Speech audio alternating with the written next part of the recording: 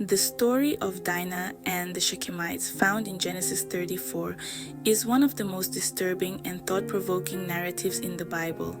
It is a story of innocence violated, of family loyalty tested, and of the terrible consequences of unchecked anger and revenge. Dinah, the only daughter of Jacob, is at the center of this tragic tale. Her story, though often overlooked, offers profound insights into the complexities of human relationships, the consequences of sin, and the enduring power of forgiveness. Despite the passage of millennia, the story of Dinah and the Shechemites continues to resonate with readers today. It raises uncomfortable questions about morality, justice, and the nature of God's covenant with His people. By delving into this ancient narrative, we can glean valuable lessons about the human condition and the timeless struggle between right and wrong. To understand the events that unfold in Genesis 34, it is essential to consider the historical and cultural context.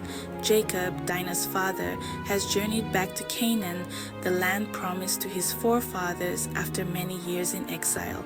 He has settled near the Canaanite city of Shechem, a place of strategic importance and cultural blending.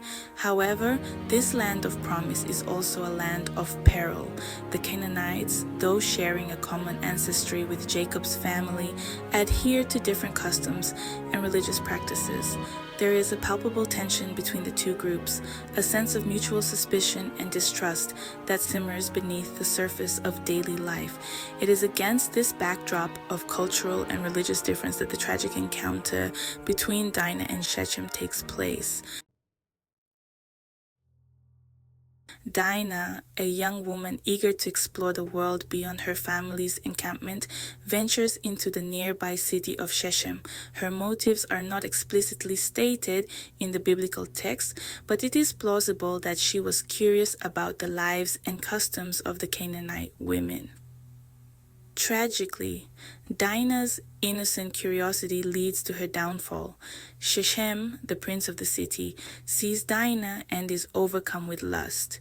He seizes her, violates her, and then keeps her captive in his house.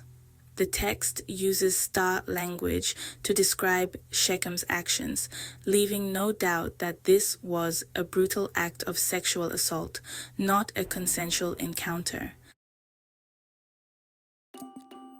Section 4. The Brothers' Revenge, a pack of deception. When news of Dinah's defilement reaches her brothers, they are enraged. They descend upon Shechem, their hearts filled with a potent mixture of grief, anger, and a thirst for vengeance. The leader of Shechem, also named Shechem, attempts to appease Dinah's brothers by offering to make amends. He pleads with them, expressing his love for Dinah and his desire to marry her. However, Dinah's brothers, particularly Simeon and Levi, are not interested in reconciliation or peaceful resolution. They cunningly agree to Shechem's proposal, but on one condition: all the men of the city must be circumcised as a sign of their commitment to join Jacob's family. This demand, seemingly a gesture of religious unity, masks a sinister plot.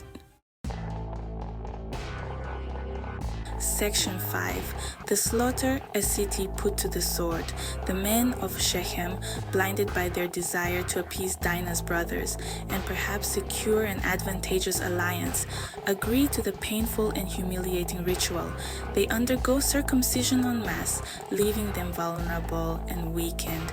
On the third day after the circumcision, while the men of Shechem are still recovering, Simeon and Levi, armed with swords, storm into the city.